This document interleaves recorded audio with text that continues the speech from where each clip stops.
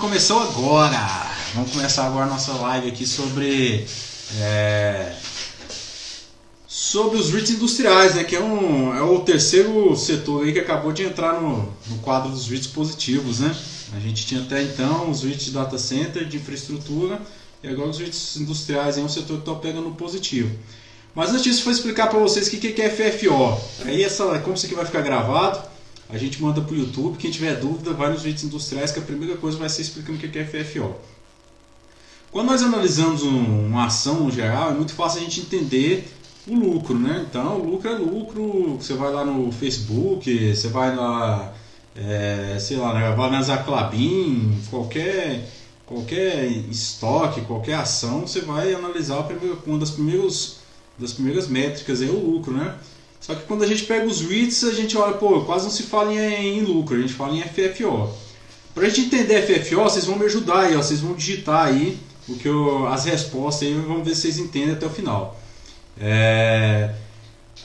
Vamos supor aqui que eu, pessoa física, Ismael, ganhei R$200 mil por ano, certo? Eu sempre dou esse exemplo aqui porque eu acho ele mais fácil. Que eu ganho R$200 mil por ano. Eu vou ser tributado em 27.000%. Qual vai ser a minha tributação a isso? Quem entender aí vai falar aí, minha tributação vai ser 55 mil. Então, 200 mil que eu ganho, tributado em 27.000%, eu vou ficar aí, vou ter que pagar 55 mil aí de imposto de renda. Ia sobrar para mim 145 mil. Só que imagina que eu pudesse usar a depreciação dos meus bens. A depreciação nada mais é do que aquela perda que os bens têm de valor, né? Quando você compra um carro a 100 mil, no ano seguinte ele vale 80, assim por diante. Imagina que eu tenho uma casa, tenho um carro, e aí eu pudesse informar para a Receita Federal a depreciação desse bem. Fala assim, Receita, eu tive uma depreciação de 100 mil reais nos meus bens esse ano. E esses 100 mil reais que eu tive de depreciação, o meu intuito é que eles sejam não tributados, né, isentos de tributação. Então eu ganhando 200 mil, eu informo 100 mil de tributação, eu vou ter qual é o volume e qual é a quantidade, o financeiro meu que vai ser tributado nesse caso. Vocês vão concordar comigo que é 100 mil, né? Então eu vou ter 100 mil de lucro tributável e 100 mil de depreciação. Então agora, em vez de eu pagar 27,5% sobre os 200 mil, eu vou pagar os 27,5% sobre os 100 mil reais que foram tributados. Então nesse caso aqui eu vou pagar 27.500. O meu lucro líquido tributado nesse caso foi 27,5 menos 100 mil reais vai dar aí 72.500, certo? Então eu vou ter 72.500 de lucro líquido tributado. Só que eu não tenho só 72.500, eu tenho aqueles outros 100 mil que foram isentados de pagar imposto de renda. Então, se calculando aqui o meu FFO de pessoa física, eu teria então os 72.500 que foram o meu lucro líquido tributável, mais aqueles 100 mil que eu informei através da isenção fiscal, certo? Então, nesse caso, meu FFO seria de 172.500. Mas vale lembrar que os REITs não pagam imposto de renda federal como uma pessoa física. Então, nesse caso, ele não teria que pagar nem os 27,5. Então, o lucro líquido tributável dele seria 100 mil e a depreciação 100 mil. O FFO seria os 200 mil, que é o que realmente eu quero saber, que foi o ganho recorrente. Se vocês observarem a fórmula do FFO, ela é bem simples, né? FFO é lucro líquido tributável, mais depreciação, mais amortização, ou seja, o que eu paguei ali para amortizar a dívida, menos o ganho com venda de imóveis. Por que o ganho de venda de imóveis tem que sair?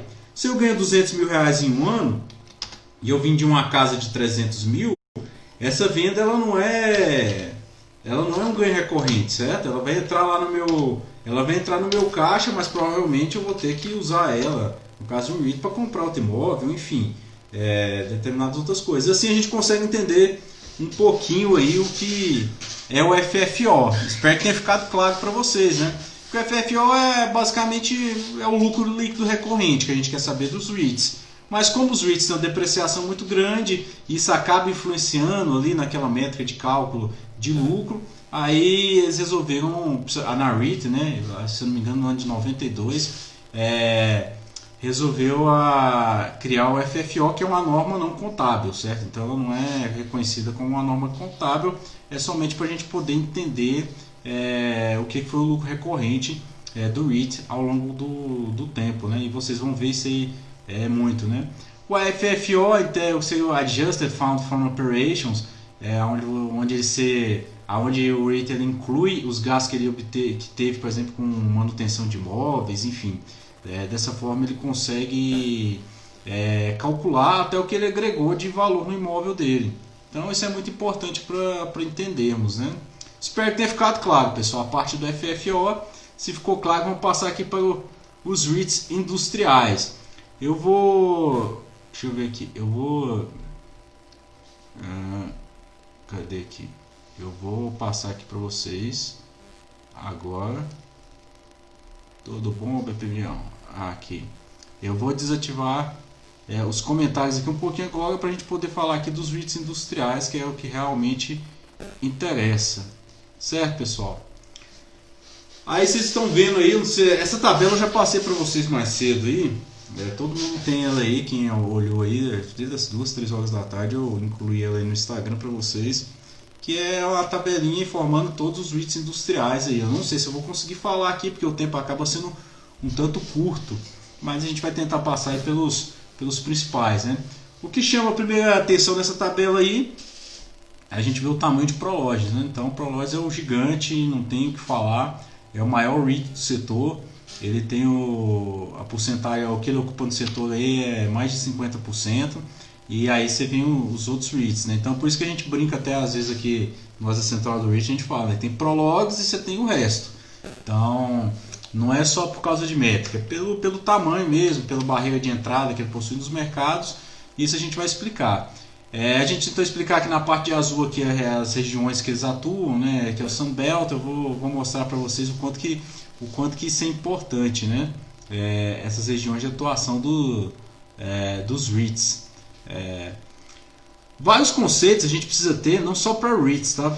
A gente precisa ter alguns conceitos também para todos os REITs residenciais, industriais, data center. Eu vou explicar o quanto que home office afeta todos esses setores, né? A gente olha assim e pensa, home office vai afetar só o setor de escritório. Na verdade, ele afeta tudo. Setor industrial, tudo. Eu vou mostrar para vocês como, né? Nesse gráfico que vocês estão vendo aí, ele mostra basicamente, não sei se vocês estão observando, os pontinhos maiores, né? Ali Nova York, você tem um ponto bem grande, Los Angeles, na parte ali de Chicago, na Flórida. Isso aí nada mais é do que a densidade populacional. Então são cidades onde a densidade populacional é muito grande. E o mercado, ele tem como que se diz aqui, uma forma de chamar isso, né? Se chama de mercado primário, mercado secundário, mercado terciário. Vocês não vão ver isso não existe uma definição muito clara do que é. Alguns autores falam que o mercado primário seria 5 cidades maiores dos Estados Unidos, que é Chicago, Nova York, Washington, que eu lembro mais aqui, Dallas, se eu não me engano. Outros já falam que cidade acima de 500 mil habitantes seria mercado primário. Mas a definição em si, o importante é a gente entender que é o seguinte: cidade onde o adensamento populacional é muito grande, a gente chama de mercado primário. Geralmente cidades próximas a esses grandes centros, mas um pouco mais afastados, seriam os mercados secundários, né? Um exemplo de mercado secundário que a gente poderia ter ali é Washington e Nova York, são dois mercados gigantescos, mercado primário, e ali no meio você tem a Pensilvânia, que poderia ser um mercado secundário. Você tem, por exemplo, Colorado, poderia ser um mercado secundário, entendeu? Então são mercados onde o adensamento populacional é menor, e o mercado terciário então já são as cidades do interior, né? Isso é um tanto importante a gente entender, principalmente quando a gente estiver procurando REITs, porque é o que eu vou falar aqui muito, de mercado primário, mercado secundário, mercado terciário nem tanto, porque a maioria dos galpões logísticos precisam estar focados no mercado primário. Vale lembrar que é o seguinte, o setor industrial ele costuma ser um setor um tanto cíclico. Todas as crises, se vocês forem olhar os gráficos lá, vocês vão ver que eles descem e eles levam bastante tempo para voltar ao patamar normal. Tanto é que nessa crise eles caíram muito forte, mas essa crise era um tanto atípica, né? Porque como os REITs industriais, mais de 80% deles são dependentes do comércio eletrônico, do despacho de mercadorias, quando a economia cai, a tendência é eles caírem junto. Mas essa crise foi um tanto diferente, porque foi uma crise causada por uma pandemia. Então se esperava, quando a gente viu lá aquele pico de desemprego nos Estados Unidos, o mais comum era se esperar que esses REITs fossem sofrer tanto assim. Mas o governo americano injetou liquidez no mercado, está pagando lá para todo mundo. A última vez que eu conversei com o pessoal até no privado, cerca de $1.200 aí por pessoa, e mais um tanto lá por filho que possui. E isso está injetando uma certa liquidez no mercado. E começou a se observar que esses REITs industriais eles não iam sofrer tanto assim. Eles começaram a voltar, né? Voltar com tudo. Então é muito importante esse entendimento aqui do tanto que os REITs industriais nesse momento aqui eles estão um tanto blindados por essa injeção de liquidez. Uma característica importante desses REITs é o payout baixo. Quanto a gente observa aí nos REITs de varejo, em outros setores, que o payout é em torno de 80%, 90%, os REITs industriais não, o payout deles gira em torno de 50%, 60%.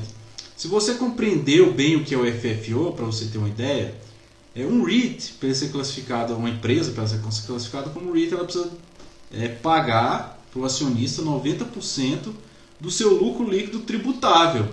Então, pensando naquele caso que eu dei aqui dos R$200 mil, eu seria obrigado a pagar 90% de 100 mil, porque aquela depreciação eu não sou obrigado a pagar. Então o REIT, o payout dele é calculado em cima do FFO. Por isso que vocês olham lá e falam assim, como que um REIT tem um payout de 30%? Brookfield, por exemplo, o payout dele é 26%. Então você para pensar, como que um REIT consegue ter um payout que seria abaixo de 90%? Não sei se vocês começarem a imaginar isso. Mas em parte devido a isso, porque ele é obrigado a pagar 90% desse lucro líquido tributável, mas o payout é sobre o FFO. E o REITs que tem como que se diz aqui? Que tem um crescimento muito forte, eles tendem a pagar um payout um pouco menor para poder crescer. Isso é importante a gente entender pelo seguinte, voltando aqui, a gente tem um tripé do crescimento. Isso aqui eu estou até escrevendo no e-book aqui, eu escrevi isso aqui essa semana aqui, que eu coloquei no guia. O que é o tripé do crescimento de um REIT?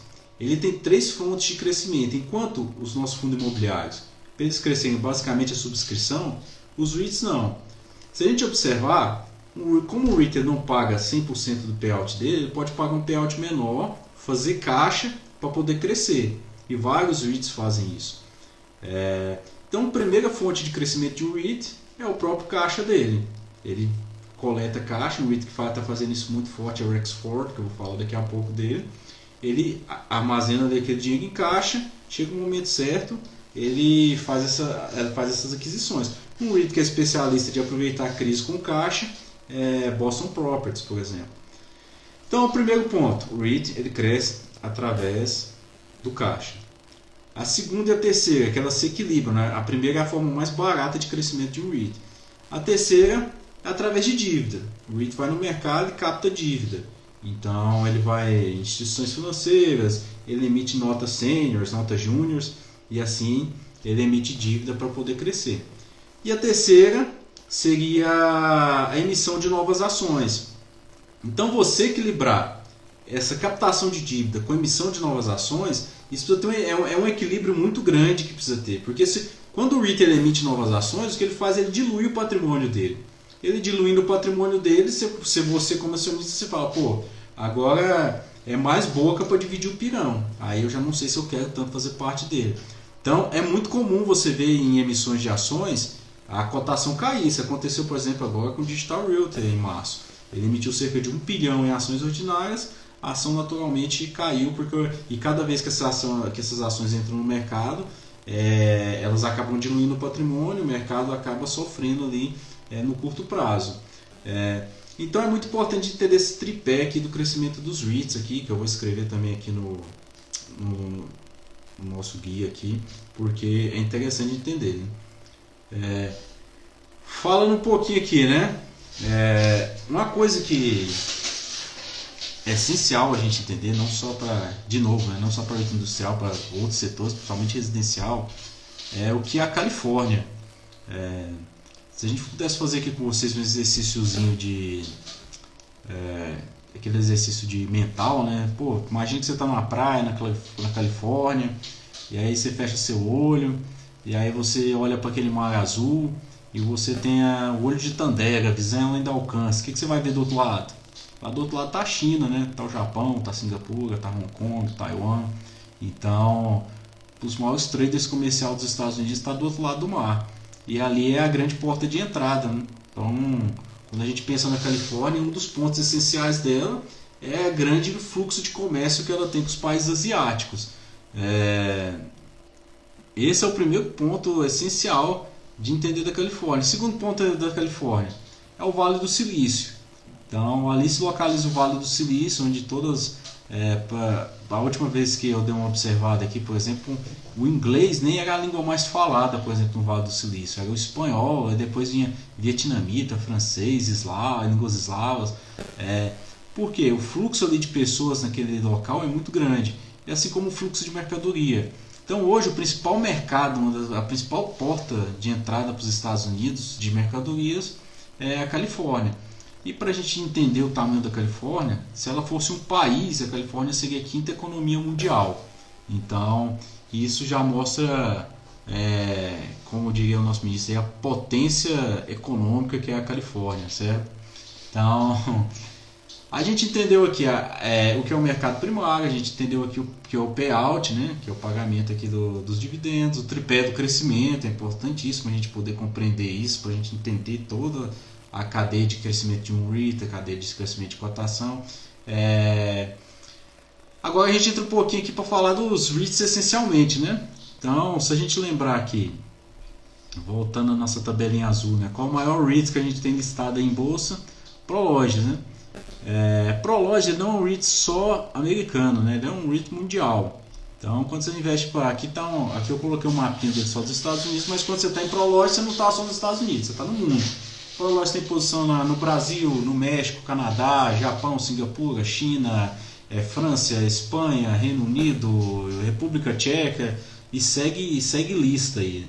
Então, é uma sequência gigantesca de posicionamento global que a Prologis tem.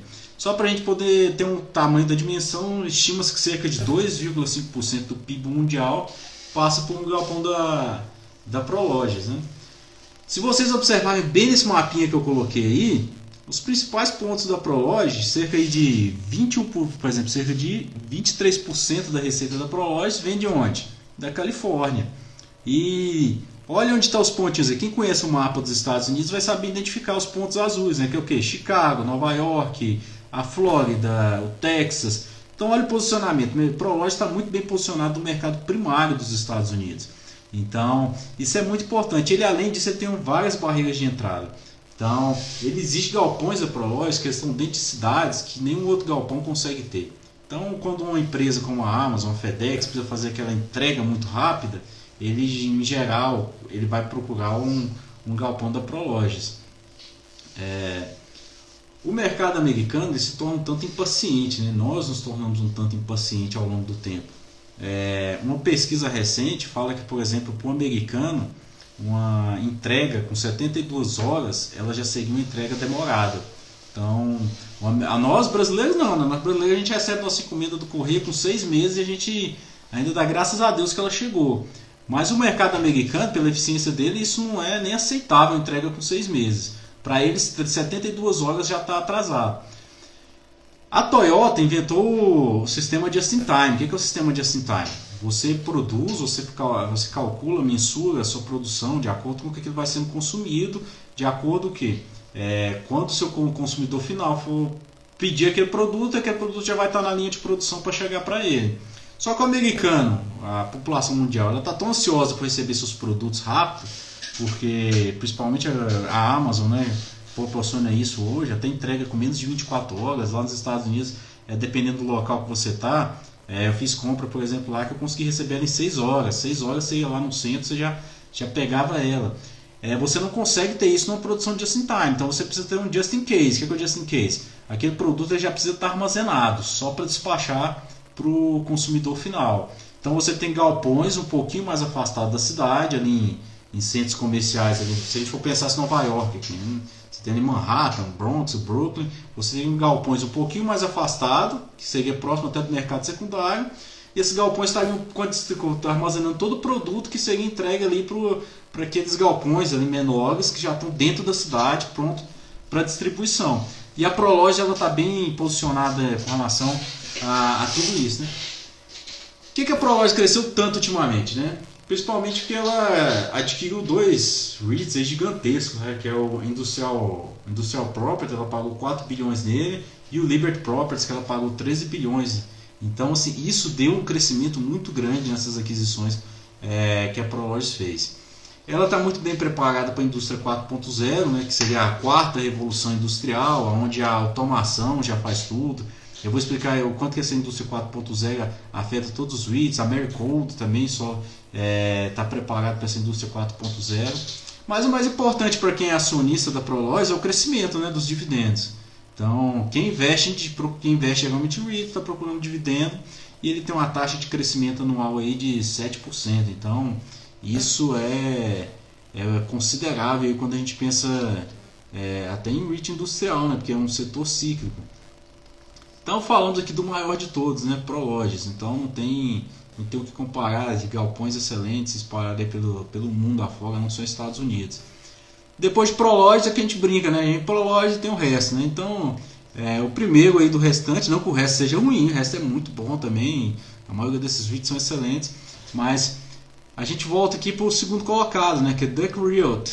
Então, de Prologis a gente olha para Duck Realty. Olha só novamente aqui, se vocês olharem no mapa dos Estados Unidos aí, não precisa estar desativado os comentários, mas de primeira vista vocês já observam que está muito bem posicionado no mercado primário da Realty, né?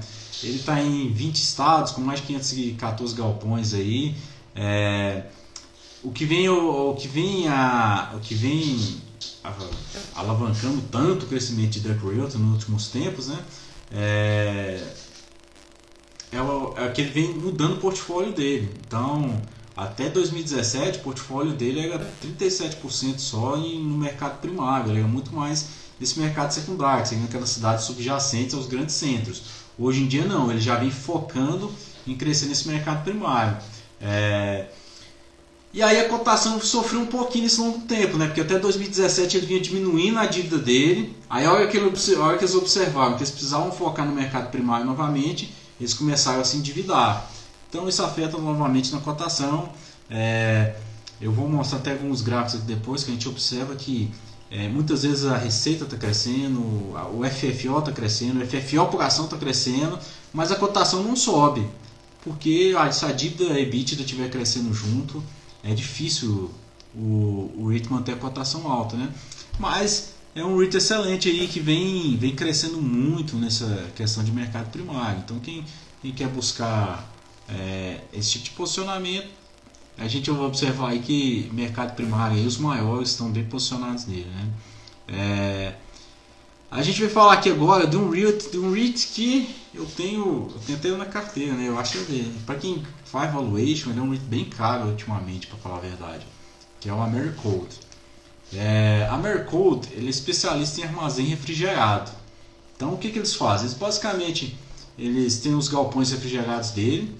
Se vocês observarem o foco dele aí no mapa, ele não está só nos Estados Unidos, tá, pessoal? Ele tem na Austrália, Nova Zelândia, Argentina, e ele tem uma joint venture que ele tem uma parte da Superfrio aqui no Brasil. Então, se você consome comida congelada, talvez a lasanha que você vai comer hoje à noite tenha passado por um galpão da Americold. E a Americold ela já está bem espalhada por todo o território dos Estados Unidos. Por quê? Porque diferente desses outros REITs que precisam focar no mercado primário, principalmente por quê? Por causa desses comércio internacional, a população que está ali. Então, por exemplo, vários produtos manufaturados, eles não estão disponíveis para o americano, eles estão vindo da China, do Sudeste Asiático, da África. Então, esses REITs eles focam muito nesse mercado primário. A Americold não. A Americold ele já é focado no mercado interno. Então, ele precisa ter galpões espalhados por todos os Estados Unidos. Só se vocês olharem eles, estão todos pontuados aí, né? Bem pontuados. Que são o quê? Eles precisam estar focados tanto no... Aqui eu coloco aqui, né? Então quando um fazendeiro produz iogurte, por exemplo, a fábrica produz iogurte, ela tem toda uma cadeia que vai chegar desde o fabricante ali, que por exemplo é a Danone fabricando iogurte, ela precisa passar por toda a cadeia até chegar ao supermercado. Então eu já dei um exemplo nisso quando eu falei até de Rich Data Center. Se eu sou um produtor de lasanha congelada, eu vou ter que ir lá no meio do Kansas, por exemplo, lá no centro dos Estados Unidos, e eu fecho um contrato para vender lasanha para o Walmart, essa lasanha vai precisar chegar em todo o território dos Estados Unidos. Então a Americold está muito bem posicionada hoje com relação a isso. Um REIT que é de capital fechado, mas que existe uma certa expectativa que ele abra capital, que é o Lineage, né? O Lineage você não vai encontrar ele aí porque ele é capital fechado, mas a Americold é o segundo maior player nesse setor, o maior é a Lineage. E Lineage só conseguiu fazer isso porque ele fez uma sequência de aquisições ultimamente, e aí ele acabou passando a Americold nos Estados Unidos.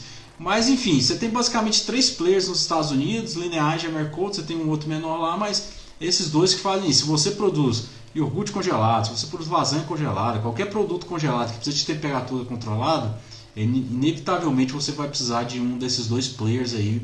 E a Americold vem nesse intuito aí de fornecer isso para os produtores, né? E até para a cadeia, né?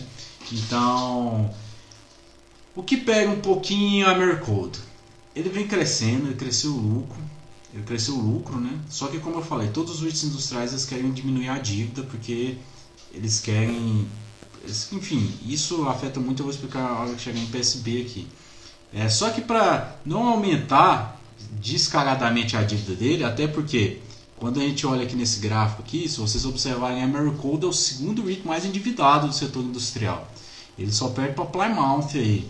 Então a dívida EBITDA dele está em 8,2, é uma dívida considerável se a gente for calcular aí. Ele não quer aumentar essa dívida dele, o que ele acaba fazendo? Ele acaba recorrendo para aquele tripé, né, do crescimento, ele recorre para a emissão de ações. Então ele fez, desde o IPO dele em 2018, uma sequência de ações, de emissão de ações aí, isso afeta muito a diluição do lucro, né? Mas mesmo assim, ele vem performando muito bem. Nessa comparação aí, em roxo, eu tenho a Americold, né, desde o IPO dele, que foi no começo de 2018, e em laranja eu tenho o VNQ, que é o maior ETF aí, que ele segue o índice dos Equity REITs. A Americold poderia ter performado mais, né, mas como a dívida dele já está muito alta, ele não poderia recorrer à dívida. Ele teve que fazer emissão, o caixa dele já não é tão grande assim, ele não poderia crescer através de caixa. Eles resolveram emitir ações e isso acaba afetando um pouco, né? Para quem acha a Americold um pouco caro, a perspectiva de receita dele não é tão longa. Mas o mercado gosta tanto de Americold é porque ele é um REIT que está dentro de um setor cíclico, mas ele é um REIT que não é cíclico, porque todo mundo vai precisar de comida. Todo mundo que se alimenta, 2 coisas que você não vai deixar de fazer, se alimentar e morar. Então por isso que a gente fala, né, que setores ligados à alimentação e à residência são setores um tanto resilientes aos ciclos econômicos.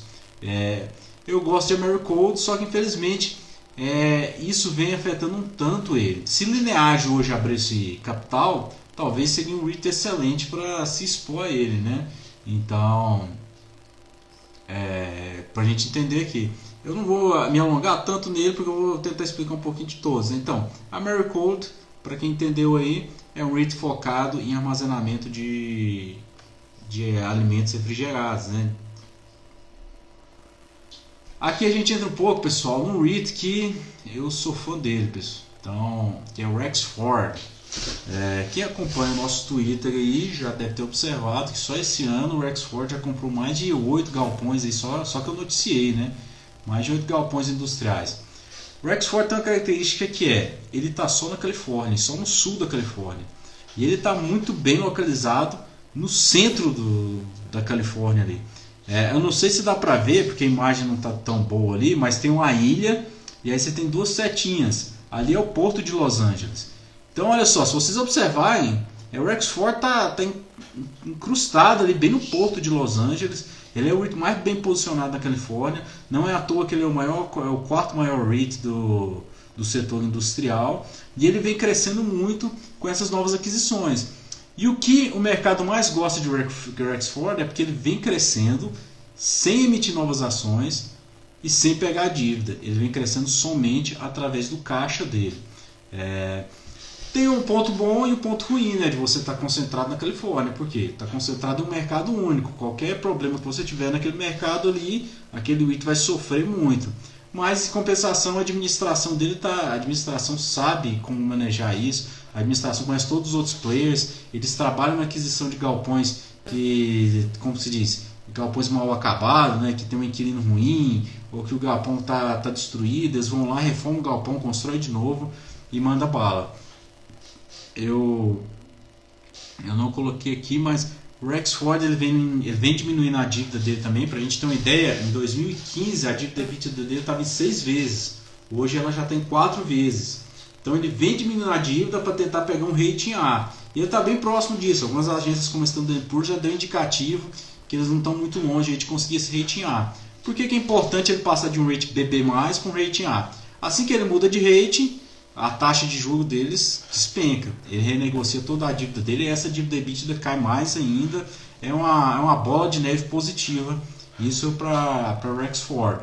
Então ele vem nesse intuito de diminuir. E isso acontece que a gente observa com o PSP. Né? O PSP, a partir do momento que ele zerou a dívida dele, ele conseguiu rating A. Todo mundo hoje... PSB é um REIT que nem se falava em 2017 direito, mas hoje em dia é o bam. Até casa de research no Brasil já dá call em PSB por causa da dívida dele, né? Mas é isso, o Rexford é um REIT concentrado no sul da Califórnia. Se vocês forem observar aí, hoje ele tem 100% do portfólio dele no sul da Califórnia. O outro REIT mais bem posicionado na Califórnia seria Terreno, que tem cerca de 18% do portfólio concentrado no sul da Califórnia, né? Quinta maior economia mundial. Voltando aqui, né? A gente vai tentar passar um pouquinho por cada um aqui, não dá pra gente ser detalhista, mas é para vocês conhecerem, né? Aqui o grosso, os maiores. Aqui tá First Industrial. De novo, né? Olhando para o mapa dos Estados Unidos, quem conhece os Estados Unidos não tem segredo em falar que isso aqui ele já é centrado no mercado primário. Então 20% do portfólio dele é concentrado no sul da Califórnia. Outra parte considerável do portfólio dele lá no noroeste, onde está Nova York, Washington, Chicago, entendeu? Então grande parte do portfólio dele está centrado nos grandes centros urbanos dos Estados Unidos. Ele tem uma gestão muito ativa, First Industrial. Ele consegue comprar galpões, terrenos que estão subutilizados e levantar aquele galpão, principalmente galpões perto de ferrovias, perto de portos. Ele levanta esses galpões, coloca inquilinos de grande qualidade ali. E mesmo quando ele não consegue comprar o galpão, ele compra o terreno e ele tem uma capacidade que é de fazer o galpão, que são aqueles galpões pré-moldados, muito rápido. Então o inquilino que precisa, se tem uma demanda, ele é um dos REITs que consegue suprir essa demanda de uma forma mais rápida. É lógico que nos grandes centros tem essa barreira de entrada, mas First Industrial conseguiu isso, né? Importante aqui, First Industrial, coloquei um gráficozinho dele aí para a gente entender um pouquinho quanto que a dívida influencia, né, na cotação dele. Ele nem cresceu tanto assim, né? Se a gente olhar em laranja a gente tem a receita, em azul a gente tem em roxo está a cotação, é claro. Em azul a gente tem o FFO por ação. De novo, o FFO por ação ele influencia, porque se uma empresa emite muita ação, ela vai diluir o FFO dela, e a gente como acionista a gente não quer essa diluição, correto? Mas olha o que aconteceu aí com ele. Se vocês observarem a receita, o FFO subiu de forma constante, mas a dívida vem caindo ao longo do tempo. Isso é excelente, porque todos os REITs industriais eles vêm tentando reduzir a dívida deles para aumentar o REIT. Por quê? Porque eles estão observando que o e-commerce está crescendo muito. Essa guerra comercial entre China e Estados Unidos afeta um tanto isso, porque até a década passada se acreditava muito na China como a manufatura do mundo, né, que tudo ia ser concentrado na China, mas observa que essa mão de obra da China já não está ficando tão mais barata para os Estados Unidos. Existe essa guerra, por exemplo, o Facebook, o YouTube não entra na China, mas aí quando o TikTok não pode entrar nos Estados Unidos, então o próprio mercado interno dos Estados Unidos já está tendendo a trazer muitos produtos de novo, né? E isso vai afetar um tanto aí no mercado secundário. E esses REITs vêm se posicionando para isso, mas para eles poderem crescer, eles precisam diminuir essa dívida deles, né? E se ele emite muita... Olha só como que é uma gangorra, né? Se ele emite muita ação, o FFO, a população dele não sobe. Vai até cair de repente. Mas ele precisa diminuir essa dívida. Então ele precisa saber controlar muito bem isso. E aqui a gente observa isso, né? A dívida de Verde aí subiu muito ali por volta de 2011, mas depois voltou a cair. Mas ele vem crescendo aí de forma constante, né? É um rate excelente também, focado no mercado primário, como eu falei. E aí eu venho falar aqui para vocês, antes de acabar o tempo, né, que é o STAG, que é o que todo mundo gosta, né, de ouvir STAG, paga mensal. Isso todo mundo olha, né? Eu não olho para dividendo paga mensal, por mim tanto faz, pagando para mim é o que vale. STAG tem uma característica que eu não consegui colocar aqui no mapa para vocês, eu até tentei achar num site desses aqui, vou ficar devendo para vocês, mas ele é um REIT bem espalhado pelos Estados Unidos, focado no mercado secundário, diferente dos principais REITs de Americold, que são focados no mercado primário. Ele é focado no mercado secundário, o STAG. Mas esse mercado secundário não quer dizer que ele está totalmente espalhado nos Estados Unidos. 7% da receita dele vem de Chicago. Mas ele não está dentro do centro de Chicago, ele está nas cidades em volta de Chicago ali. Então ele está muito bem posicionado para apresentar isso. A característica importante de STAG é o tipo de contrato dele. Quem acompanha a gente aqui há mais tempo conhece, eu já falei diversas vezes sobre contratos de Triple Net Lease. O que são os contratos de Triple Net Lease? O inquilino assume o imóvel e ele fica responsável por pagar imposto, manutenção e seguro. Por isso que chama Triple Net Lease. Então ele fica responsável por esses três encargos. O REIT basicamente vai ficar com nada. Por que isso é bom para o REIT? Porque você acaba tendo uma despesa menor, até com o pessoal, com contabilidade, enfim. Você acaba diminuindo aquela necessidade ali do número de funcionários que você precisa. Esse modelo de contrato surgiu basicamente ali com varejo, que é o National Retail, Realty Income, Store. A gente tem uma série de REITs que iniciou nesse intuito. E STAG consegue fazer isso. Por que aí você pega para pensar, por que um inquilino se submeteria a um tipo de contrato longo, que em geral são 10, 15 anos, e teria que pagar tudo, enfim. Mas por quê? Porque os imóveis são de excelente qualidade, são muito bem posicionados, então você não quer perder aquele imóvel ali. E em geral, são imóveis de monoinquilino, principalmente STAG aqui. Então quando STAG tem um galpão, ele aluga todo para FedEx, ele aluga um galpão todo para UPS, outro todo para Amazon. E ali ele fica despreocupado. Então essa característica, que é um fluxo de caixa previsível que ele possui, permite que ele pague dividendo mensal, por exemplo, que é o que todo mundo gosta, né? Ele tem uma grande exposição doméstica. Então, se a gente for parar para pensar, se acontecesse mesmo, que eu não acredito que essa guerra aí dos Estados Unidos e China vá ser isso tudo, mas hoje, se grande parte dessas empresas voltasse para dentro dos Estados Unidos, a STAG teria muito bem posicionada para captar esse fluxo de mercadoria interna no mercado americano. E não só isso, né? No home office, por exemplo. As pessoas indo para o home office, elas vão deixar de morar de repente nos grandes centros, vão passar a morar nesse mercado secundário, que é onde a STAG está tão bem posicionada, né? É um REIT excelente para quem gosta de previsibilidade, como eu falei. Ele tem uma característica que o crescimento dele é um pouco mais lento, mas como a gente observa aí, quem se posicionou no STAG há 10 anos atrás, está batendo de sobra aí no VNQ, está com 172%, VNQ com 41%. Então é um REIT que ele consegue suprir essa necessidade aí, né? Aqui eu tenho de novo aí, né, explicando, olha só para vocês verem o crescimento da receita de STAG, né? Quando você observa em laranja, você vê a receita, em roxo a cotação, azul FFO por ação, e em verde vem caindo a dívida EBITDA dele vem caindo ao longo do tempo. Mas a receita cresce tanto, mas o FFO não cresce tanto. Mas o que aconteceu? Emissão de ação. Então ele vem crescendo através da emissão de ação. Dentro daquele tripé, ele escolheu-se o terceiro, né? Que no caso ele emitiu a ação. Por quê? Porque, de novo, todos os REITs industriais querem diminuir a quantidade de dívida que eles possuem. Isso é essencial para eles nessa questão. Essa figura aí, pessoal, peço até perdão para vocês que não ficou tão legal, né? Mas quem está acompanhando a gente no Telegram, tem ela no nosso canal aí do Telegram. Essa figura aí de PSB. De novo, observem aí, né? Eu tirei essa figura aí do próprio Investor Presentation deles. De novo, não tem segredo em falar que está posicionado no mercado primário. Então tá ali Los Angeles, Seattle, Dallas, Houston, Flórida, ali Miami, norte da Virgínia. Então está posicionado nos grandes mercados primários. Uma característica importante de entender de PSB é que os galpões logísticos dele não tem essa qualidade toda que outros galpões como o da Duke Realtor, como da Prologis tem. Se vocês observarem nas imagens, vocês vão até ver que vários galpões deles lembram muito mais um self-storage. Parece até sei lá, National Affiliates ou Extra Space, entendeu? Então, ele funciona para os lojistas locais que querem funcionar. Ele tem uma porcentagem razoável aí que não é de industrial, ele tem escritório reversível, entendeu? Ele aluga galpões para pequenas manufaturas, como fabricação de imóveis também. Então, é um REIT um pouco menor, mas ele fez tanto alvoroço por causa da dívida dele, né? Então, 36% do aluguel dele vem de pequenos e médias empresas, né?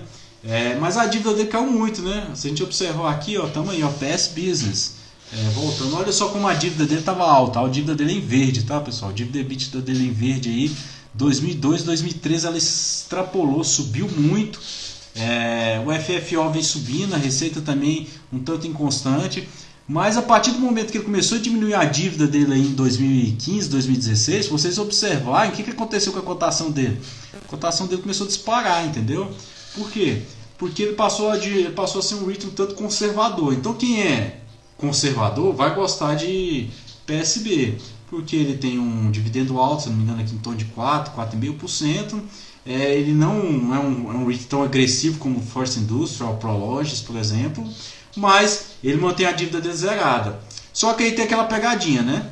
Que ele tem a dívida zerada, mas ele tem duas classes de ações preferenciais. Se a gente for analiticamente considerar as classes de ações preferenciais dele como dívida, porque a ação preferencial não é dívida, então a gente tem que ficar claro, porque elas dão direito à propriedade ao acionista, mas elas acabam funcionando de certa forma como dívida, né? O REIT emite para captar ali no mercado e aí ele tem que pagar um dividendo ali fixo.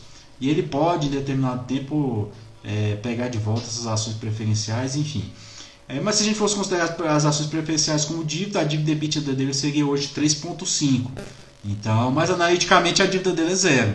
Então isso é uma forma que o REIT possui aí de poder crescer, né? Emissão de ações, não só ações ordinárias, como ações preferenciais. Por isso que o mercado é fã aí, muitas pessoas aí que às vezes analisam o REIT, vou analisar só métrica, entendeu? Só métrica que me interessa. Se só métrica te interessa, com certeza você vai encher o sarrafo aí comprando o PSB, que de repente não é o que você quer, né? Que, como eu falei, não é um REIT que tem uma perspectiva de crescimento tão forte, porque ele é um REIT conservador. Passando aqui por REIT que todo mundo gosta, né? Terreno de novo, se vocês olharem no mapa aí não tem segredo, né? Falar de novo, ele é considerado aí o REIT o REIT dos 6 mercados. Ele está posicionado em basicamente 6 mercados. Principal posição dele aí de novo, Califórnia e Nova York, né? Ele está bem posicionado nos portos aí. Ele vem caindo um pouquinho aí. Eu até divulguei agora, ele aumentou até o lucro por ação dele, cerca de 7%, FFO por ação, né, cerca de 7%. A taxa de ocupação dele caiu um pouquinho, mas ele tem uma característica muito interessante, né, que ele vem diminuindo a dívida dele.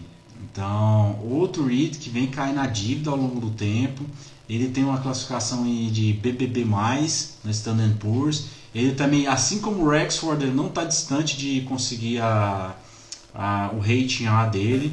Então assim que ele conseguir o rating A dele, aí o céu é o limite para ele, né? Então aí a cotação vai lá em cima, a dívida vai cair mais ainda. Aqui eu tenho um exemplo aqui da dívida dele, se vocês forem observar 2016, né?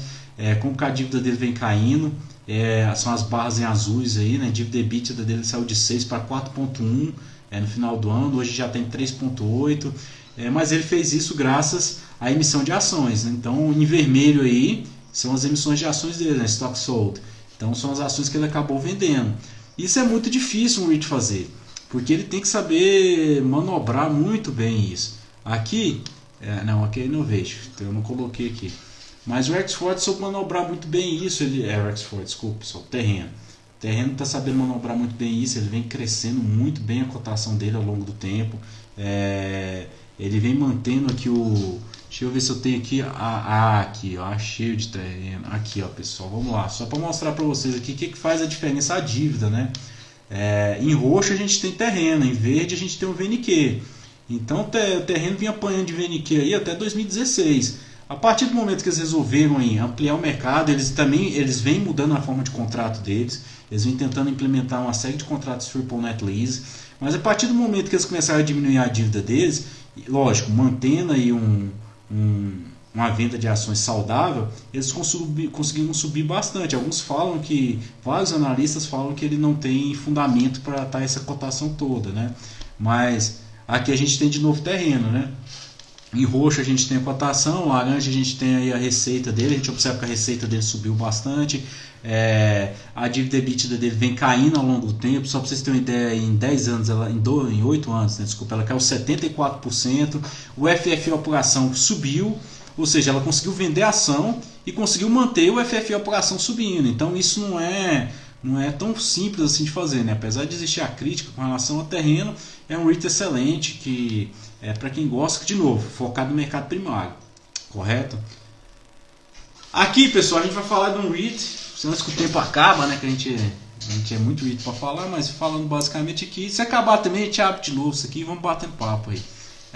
Innovative Properties. Olha só o que Innovative Properties fez, né, pessoal? Essa é a cotação dele em laranja, em roxo, VNQ. Ele fez o IPO dele aí mais ou menos em 2017. E de 2017 para cá, lógico, no começo o mercado teve uma empolgação muito grande com Innovative Properties. Aí o pessoal começou a falar, pô, esse negócio de maconha não é esse, desceu muito. Mas desde então, ele é o REIT que performou melhor. Se a gente for pegar dos últimos 3 anos, é o melhor REIT em termos de performance. O que me admira muito em Innovative Property é a quantidade de galpões industriais que eles vinham adquirindo em regime de sale leaseback e triple net lease. O que seriam isso? Ele compra o galpão do inquilino. Então a indústria farmacêutica está lá, porque, lógico, essa maconha em geral é para a indústria farmacêutica está instalada ali, aquela indústria para capitanear recurso, ela vende o imóvel dela para o REIT compra, mas ele continua alugado ali para aquela mesma indústria em regime de contrato de 8, 10, 12, 15 anos. Entendeu? E triple net lease novamente. Então, e só esse ano já noticiei aí que eu lembro que umas 7 vezes já galpões logísticos que a Innovative Properties vem comprando.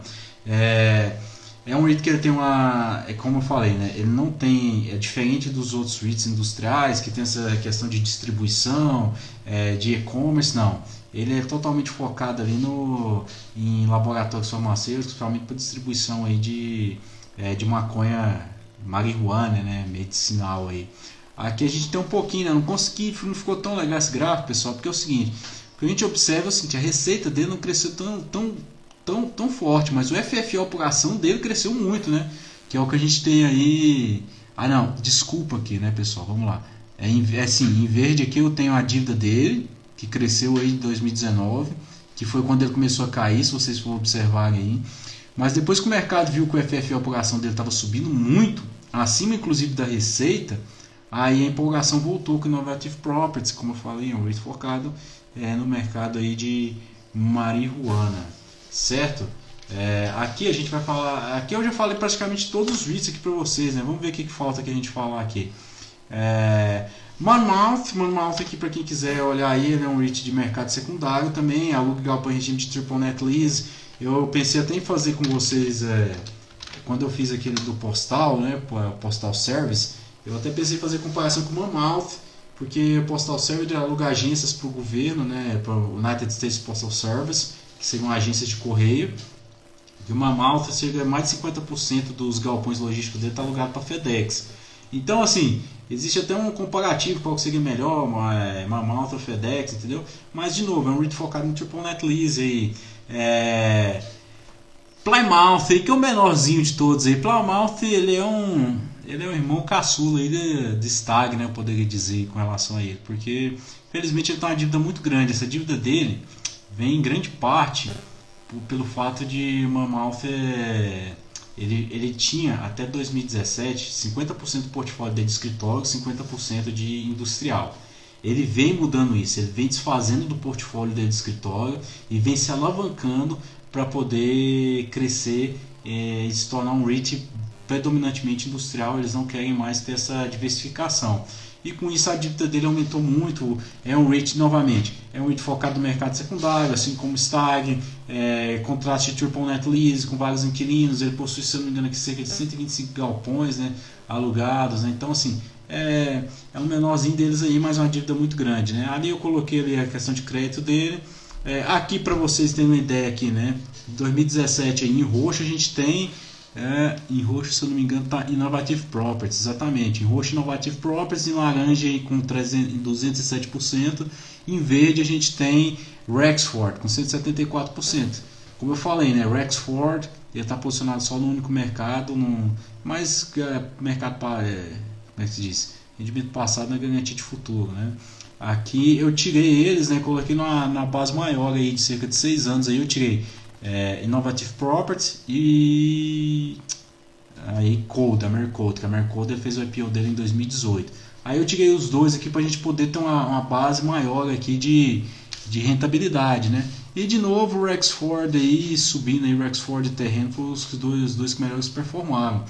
Interessante a gente observar que essa performance deles depende de grande parte aí pelo fato de eles virem diminuindo a dívida deles. Eles vêm conseguindo aumentar a receita e aumentar a FFO e ao mesmo tempo diminuir a dívida através de emissão de ações. E isso é algo extraordinário para esse tipo de REIT.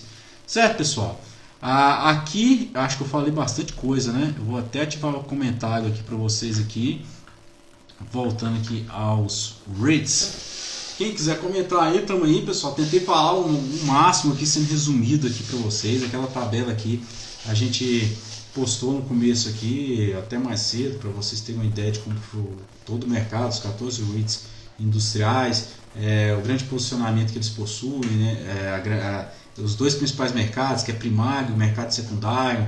Quem for analisar e for na internet, buscar algum tipo de analista, vocês vão ver diversas vezes esse tipo de análise, né, o que é o mercado primário, o que é o mercado secundário. Isso é essencial para a gente poder entender a posição do REIT dentro do mercado americano. Entendeu? Se tiver alguma dúvida, vocês mandam bala aí que a gente vai falando. Que a gente entendeu o FFO, a gente fala FFO de novo. Entendeu? A gente tem cerca de 6 minutos aí para bater um papo aí com você. O site que eu uso para analisar esse gráfico é o YSharts, tá, pessoal? Ele é pago, é $200 por ano, mas quem quiser tem o Google Finance, faz uma análise parecida para vocês.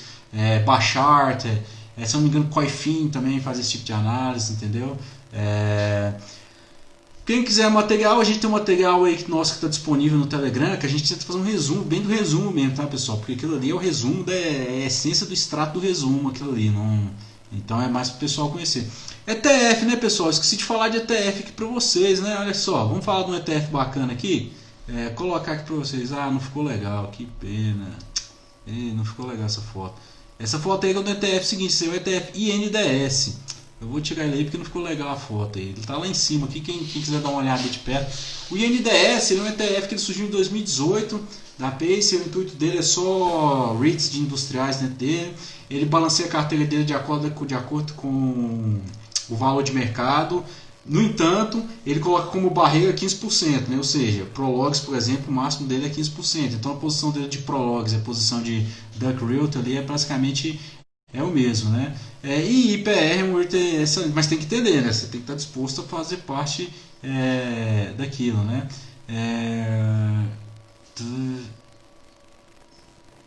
Sim, né? O Gustavo, o Gus, né, falou aqui.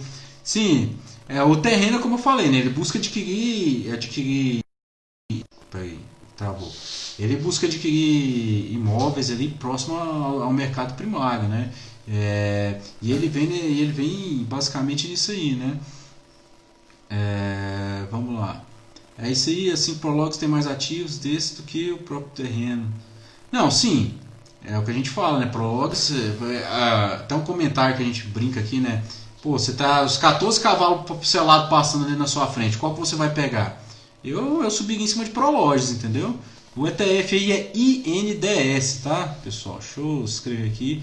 Então, Não, INDS é sigla de indústrias, tá? É INDS, D de dado. Então, é um ETF até recente aí que surgiu. Se vocês quiserem procurar o RatePR, escrever para vocês. Se vocês quiserem procurar aí no ETF.com, vocês vão achar ele. Ele tem um Asset Under Management, né, que seria um volume de ações ali dentro do portfólio dele pequeno. Acho que, se não me engano, cerca de 80 milhões de dólares, aí, 88 milhões de dólares, 18 participações. Ele começou em maio de 2018, entendeu? Então, é um ETF aí que, de repente, não sei analisar o REIT industrial, que a gente fala, né? Em geral a gente começa por ETF maiores, como o VNQ, XLRE, SCHH, ICF, e aí a gente vai olhando até outros ETFs ali setoriais, né? Como é o caso de INDS, RES, SRVR, enfim.